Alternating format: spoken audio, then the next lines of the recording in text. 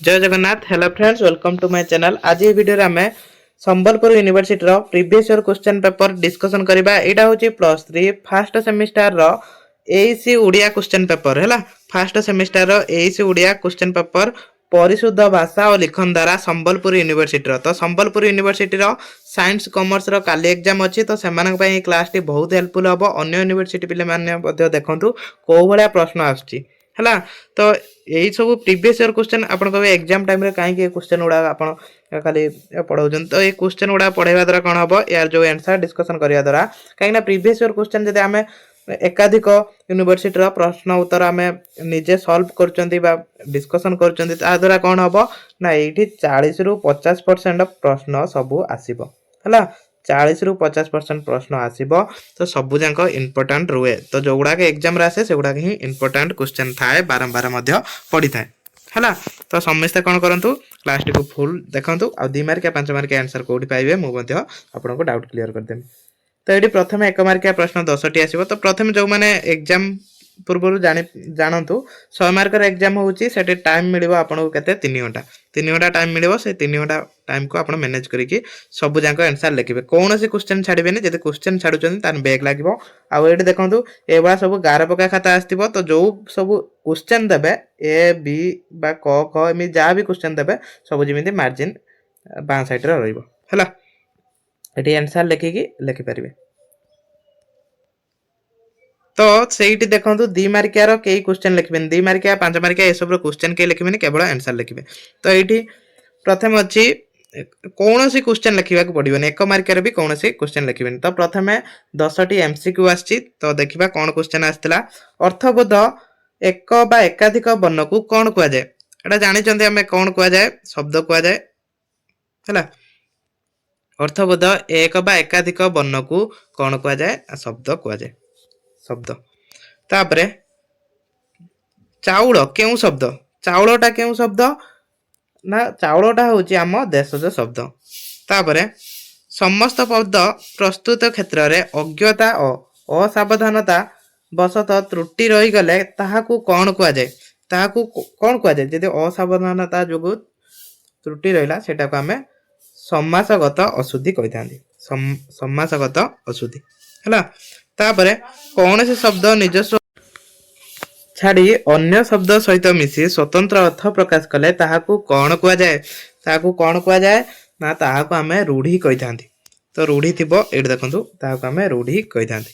तो रूढ़ी right answer. खाली एठी आंसर ऑप्शन सॉरी भी लिखिबे, आंसर खाली एठी लिखि देबे।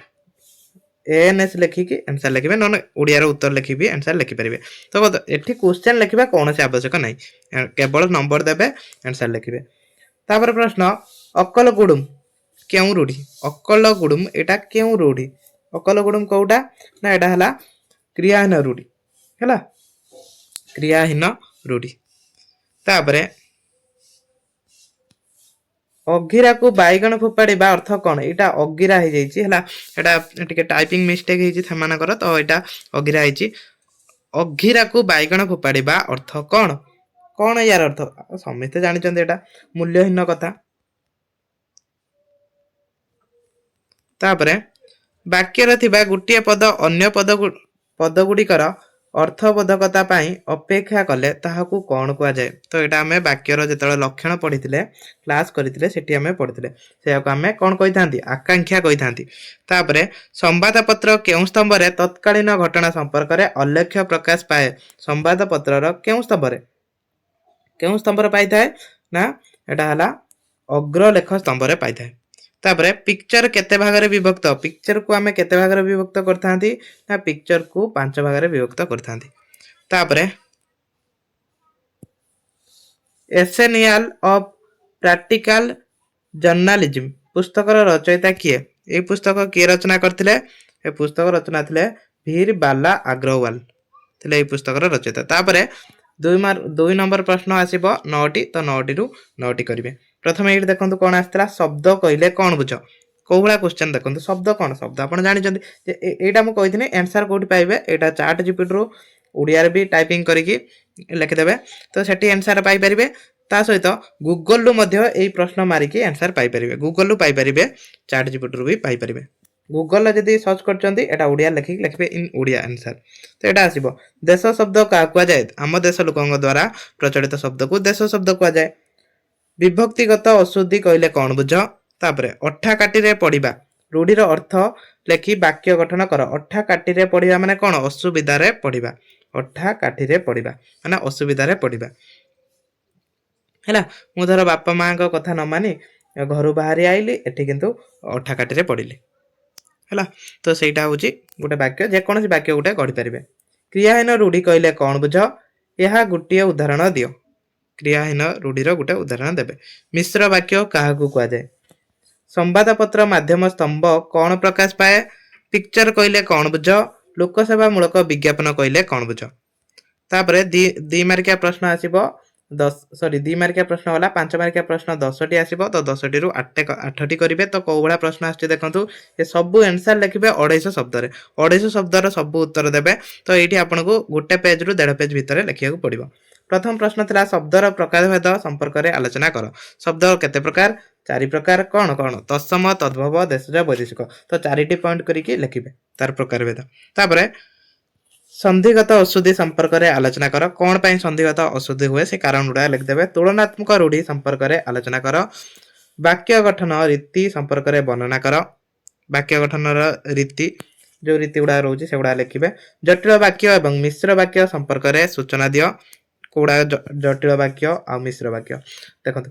ଏଠି ବାକ୍ୟ 4 ପ୍ରକାର କ'ଣ କ'ଣ? ସରଳ ବାକ୍ୟ, ଯୌଗିକ ବାକ୍ୟ, ଜଟିଳ ବାକ୍ୟ ଆଉ ମିଶ୍ର ବାକ୍ୟ। ତ ଏଇଠି ପଚାରିଲା ଜଟିଳ ବାକ୍ୟ ଆଉ ମିଶ୍ର ବାକ୍ୟ ବିଷୟରେ ଲେଖିବା ପାଇଁ। ଅନୁଚ୍ଛେଦ ସଂକ୍ଷେପଣ ପଦ୍ଧତି ସମ୍ପର୍କରେ ଆଲୋଚନା କର। କେମିତି ଅନୁଚ୍ଛେଦ ସଂକ୍ଷେପଣ କରିବା ସେ ପଦ୍ଧତି ବା ସେ କୌଶଳଟାକୁ ଲେଖିବେ। ନିର୍ଭୁଲ ପତ୍ର ଲିଖନ କଳା ସମ୍ପର୍କରେ ବର୍ଣ୍ଣନା କର।